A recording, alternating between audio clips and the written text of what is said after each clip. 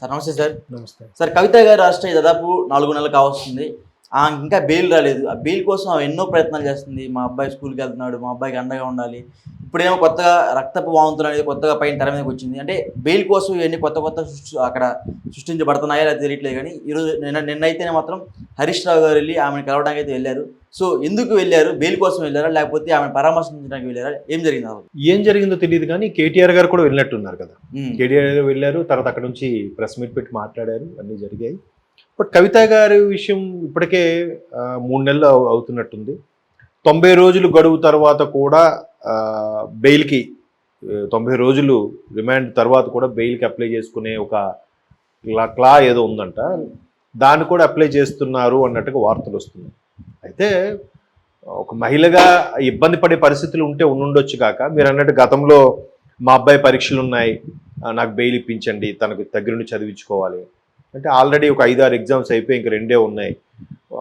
ఏమైనా సింగిల్గా ఉండే ఫ్యామిలీ కాదు, ఇంట్లో మిగతా వాళ్ళు కూడా ఉన్నారు. తర్వాత ఒక మహిళకి సంబంధించిన చట్టాలను ఇలా విధంగా కాలరాస్తున్నారు, ఒక ప్రజాప్రతినిధి ఎమ్మెల్సీగా ఉన్న నన్ను ఈ విధంగా ఇబ్బంది పెడుతున్నారు అంటే ముఖ్యమంత్రి స్థాయి వ్యక్తులను కూడా అరెస్ట్ చేసిన సందర్భాలు ఉన్నాయి. ఎమ్మెల్సీకి పెద్ద ఇదేం కాదు. నేను ఒక పార్టీకి కీలకమైన వ్యక్తి, అధినేత కుమార్తెను, ఆ పార్టీలో చాలా కీలకమైన వ్యక్తిని, రేపు క్యాన్వాసింగ్ కూడా వెళ్ళే అవకాశం ఉంది, రేపు లోక్సభ ఎన్నికలు కూడా వెళ్ళాలి అన్నా కూడా ఇవన్నీ ఇటువంటి చర్యలకు పూనుకోకుండా ఉండాల్సింది. ఎందుకంటే మీద బలమైన సాక్ష్యాధారాలు ఏవో దొరికాయని కూడా వార్తల్లో చూశాను. సో అందువల్ల వాళ్ళు వచ్చి సుమారుగా ఒక 3-4 గంటలు సోదాలు నిర్వహించిన తర్వాతే ఆమె ఇంటి నుండి అరెస్ట్ చేసుకుని స్పెషల్ ఫ్లైట్లో తీసుకెళ్లారు. ఎందుకు? నెక్స్ట్ డే మార్నింగ్ 9 కల్లా కోర్టులో సబ్మిట్ చేయాలి కాబట్టి. ఒక లేడీ స్పెషల్ ఆఫీసర్ కూడా వచ్చారు. వచ్చిన తర్వాత అన్ని సోదాలు నిర్వహించి ఆమె దగ్గర ఉన్న కొన్ని క్లూస్ తీసుకున్నాకే కుటుంబ సభ్యులకి ఇన్ఫార్మ్ చేసి అరెస్ట్ చేశారు. ఎట్లా అరెస్ట్ చేశారు? కేటీఆర్ గారు కూడా వెళ్ళారు అతనికి. ఈవెన్ కేటీఆర్ గారు కూడా మేము సుప్రీంకోర్టులో అపీల్ చేసుకుంటే ఆ లోపల ఇవి ఎలా అరెస్ట్ చేస్తారు అన్నట్టు కూడా కేటీఆర్ గారు ఒక పేపర్ చూపించే కూడా లైవ్ మనం చూసాం. బట్ వాళ్ళ దగ్గర ఎటువంటి అంత బలమైన సాక్ష్యాధారాలు దొరకకపోతే అరెస్ట్ చేస్తారు. నెక్స్ట్ ఏదైతే అపీల్ చేశారో అది హీరింగ్కి వెళ్ళినప్పుడు సుప్రీంకోర్టు ప్రశ్నించిందంట. అది దాని గురించి వచ్చారు కదా, ఏమైందంటే లేదు మేము విత్డ్రా అయిపోతున్నాం అని చెప్పి ఆ అపీల్ వేసిన లాయరు చెప్పారట. ఎందుకు? అప్పుడే చెప్పొచ్చు కదా, మీ దగ్గర ఇట్లా ఉంటుండగా, మీలో పెండింగ్ ఉంటుండగా వచ్చి అధికారి అరెస్ట్ చేసి తీసుకెళ్ళింది అని అక్కడే చెప్పొచ్చు కదా. ఎందుకు చెప్పలేకపోయారు?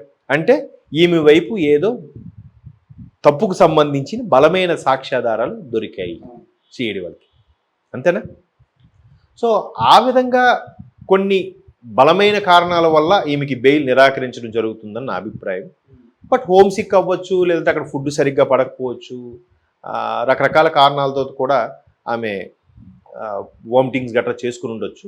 కాకపోతే బాడీ వేడి చేసినప్పుడు కూడా కొన్నిసార్లు ముక్కు నుంచి రక్తం కారడము, నోట్లోంచి ఇబ్బందికరమైన పరిస్థితులు రావడం గట్రా జరుగుతుంటుంది. మోషన్స్, వామిటింగ్ సెన్సేషన్ అవి అలా అయ్యుండొచ్చు. బేబీ బాగాలేదు, సివియర్గా ఉందని కుటుంబ సభ్యులకు ఇన్ఫార్మ్ చేస్తే వీళ్ళు వెళ్ళి చూడడానికి కూడా వెళ్ళుండొచ్చు.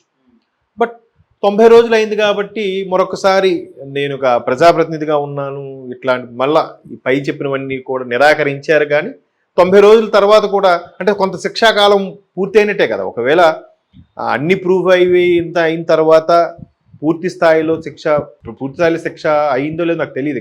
ఇంకా పడలేదు, రిమాండ్లోనే ఉన్నారు. ఆ పరిస్థితుల్లో రేపొద్దున శిక్ష పడినా కూడా ఇది కొంత మినహాయిస్తారు ఖచ్చితంగా. సో అటువంటి నేపథ్యంలో నేను దేశాన్ని విడిచిపెట్టిపోను.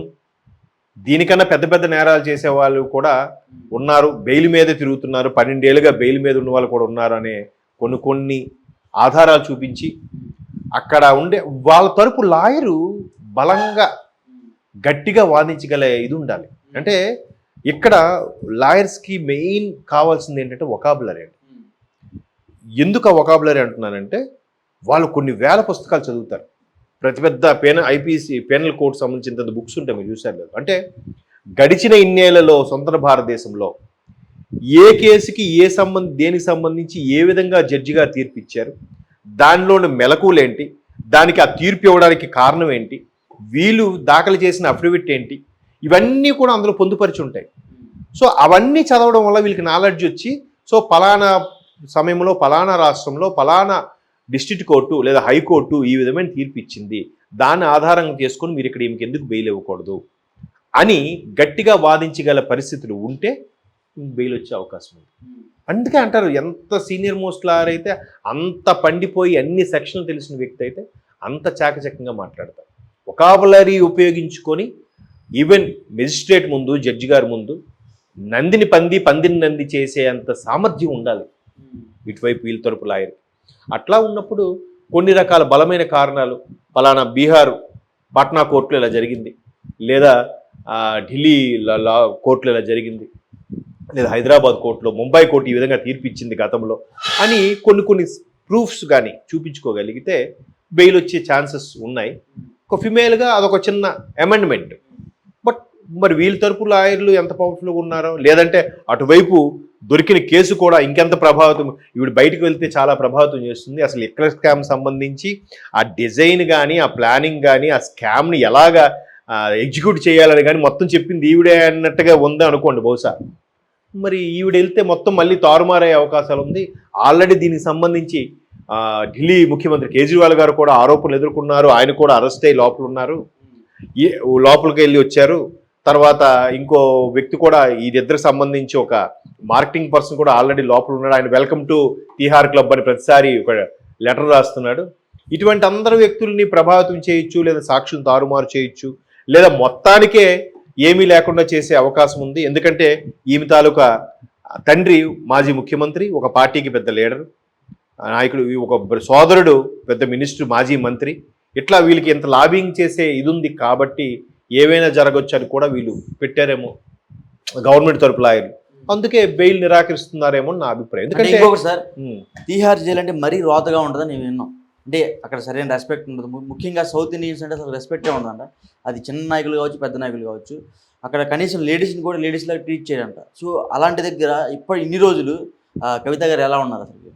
అదే అంటున్నాను కదండి. ఇప్పుడు నిజంగా రాజమర్యాదలు చూపించినా కూడా ఎవరితో మాట్లాడడానికి ఉండదు, తోటి ఖైదీలతో మాట్లాడుకోవాలి తప్ప ఇబ్బందిగా ఉంటుంది. హోమ్ సిక్, ఆ వాతావరణం కూడా మీరు అన్నట్టు కొంచెం ఇబ్బందికరంగానే ఉంటుంది. ఒక మహిళకి ఇప్పుడు జెంట్స్ ఉండేది వేరు, ఆడవాళ్ళు ఉండేది వేరు. మహిళగా కొన్ని పర్సనల్ ప్రాబ్లమ్స్ ఉంటాయి. అవన్నిటికి కూడా ఎదుర్కోవడం, నిలబడడం కొద్దిగా కష్టమే. దానివల్ల కూడా ఆమెకి ఒకవేళ హోమ్ సిక్తో వోమిటింగ్ సెన్సేషన్ లాగా, ఇప్పుడు జనరల్గా థియేటర్కి వెళ్ళినప్పుడు వాష్రూమ్కి వెళ్తేనే చాలామంది వాష్రూమ్కి వెళ్ళడానికి నచ్చరు. ఆ లోకెళ్ళకి వెళ్తే వోమిటింగ్ సెన్సేషన్ వచ్చేస్తారని వెళ్ళరా బాబు, కావాలంటే బయటికి వెళ్ళా చూసుకుందాం అంటారు. వాళ్ళు పెద్ద వాటిలో చాలా నీట్గా మెయింటైన్ చేస్తారు. అయినా కొంతమందికి ఆ ఫోబియా ఉంటుంది. సో అట్లాగా మీరు అన్నట్టు మేరీ ఒక ఫిమేల్గా తిహార్ లాంటి బాగా పేరుగాంచిన జైల్స్ అవి, ఎట్లాంటి అంటే కరడగట్టిన వ్యక్తులను కూడా మనుషులుగా తీర్చిదిద్ది బయటికి పంపించిన సందర్భాలు ఉన్నాయి. చాలా ఇబ్బందులు గురి చేసిన సందర్భాలు కూడా ఉన్నాయి. ఆ తిహార్ జైలు గురించి మనం విన్నాం.